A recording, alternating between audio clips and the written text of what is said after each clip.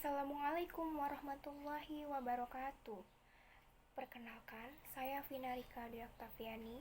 Di sini saya akan menjelaskan mengenai peran perawat dalam pengobatan HIV atau AIDS. Sebelum itu, apa sih HIV atau AIDS itu sendiri?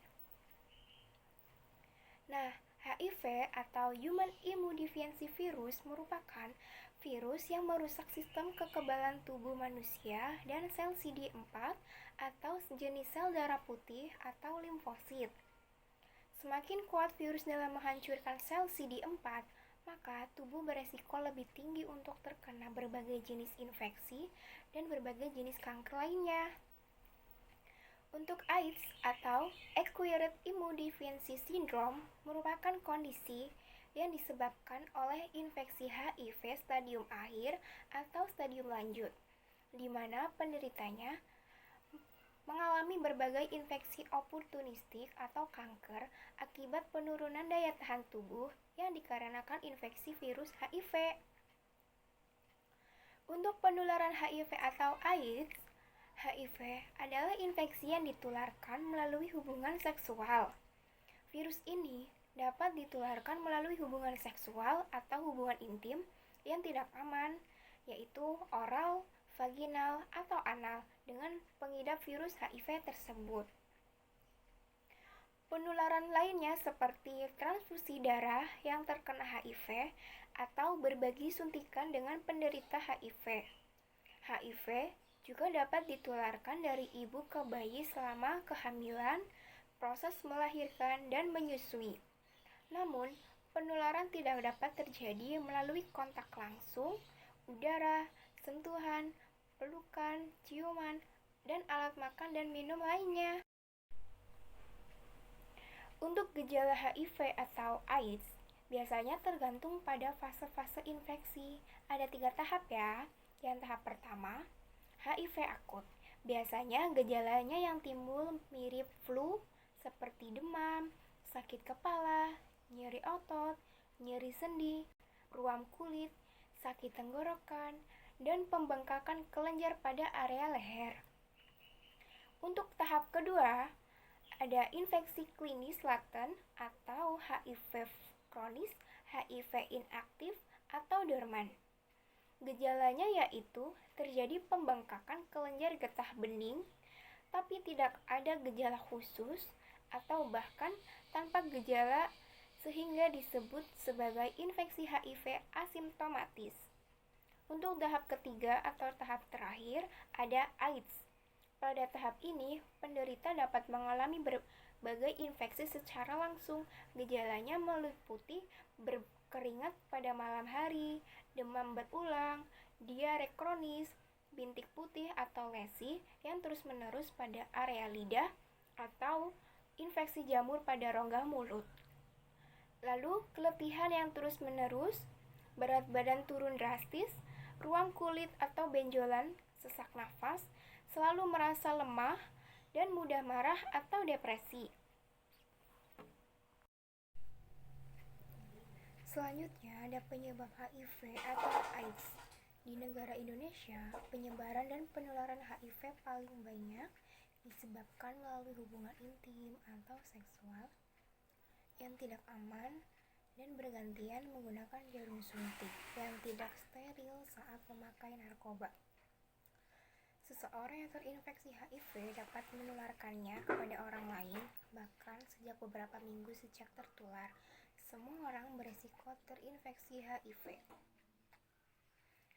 Ada pencegahan HIV, yaitu antara lain menggunakan kondom yang baru setiap berhubungan seksual, baik hubungan intim, vaginal maupun anal. Yang kedua, hindari berhubungan intim dengan lebih dari satu pasangan. Yang terakhir, diskusikan dengan dokter jika didiagnosis positif HIV saat hamil mengenai penanganan selanjutnya dan perencanaan persalinan untuk mencegah penularan dari ibu ke janin. Lalu ada pengobatan HIV dan AIDS. Meskipun sampai saat ini belum ada obat untuk menyembuhkan HIV atau AIDS, tetapi ada jenis obat untuk memperlambat perkembangan virus tersebut. Jenis obat apa sih itu? Itu namanya antiretroviral atau biasa disebut ARV. ARV bekerja dengan menghilangkan unsur yang dibutuhkan virus HIV untuk menggandakan dan mencegah virus HIV menghancurkan sel CD4. Jenis obat ARV memiliki berbagai varian loh, antara lain etravirin, efavirin, lamivudin. Selanjutnya ada peran perawat dalam menangani pasien HIV atau AIDS. Yang pertama, peran perawat sebagai pemberi asuhan keperawatan atau caregiver, yaitu dapat dilakukan dengan perawat dengan mempertahankan keadaan kebutuhan dasar manusia yang dibutuhkan melalui pemberian pelayanan keperawatan agar bisa direncanakan dan dilaksanakan tindakan yang tepat sesuai dengan tingkat kebutuhan manusia. Kemudian, dapat dievaluasikan tingkat perkembangannya, asuhan keperawatan yang diberikan dalam hal ini yang sederhana sampai dengan yang kompleks. Yang kedua, peran perawat sebagai advokat atau pembela pasien. Pada peran ini, perawat dalam advokat pada pasien HIV atau AIDS yaitu dapat melakukan perawatan dalam membantu pasien, keluarga dalam menginterpretasikan berbagai informasi dari pemberi layanan kesehatan atau informasi lain khususnya dalam pengambilan persetujuan atas tindakan keperawatan yang diberikan kepada pasien, dan juga dapat berperan dalam mempertahankan dan melindungi hak-hak pasien yang meliputi hak atas pelayanan yang sebaik-baiknya, hak atas informasi tentang penyakitnya, hak privasi, hak untuk menentukan nasibnya sendiri, dan hak untuk menerima ganti rugi akibat kelalaian.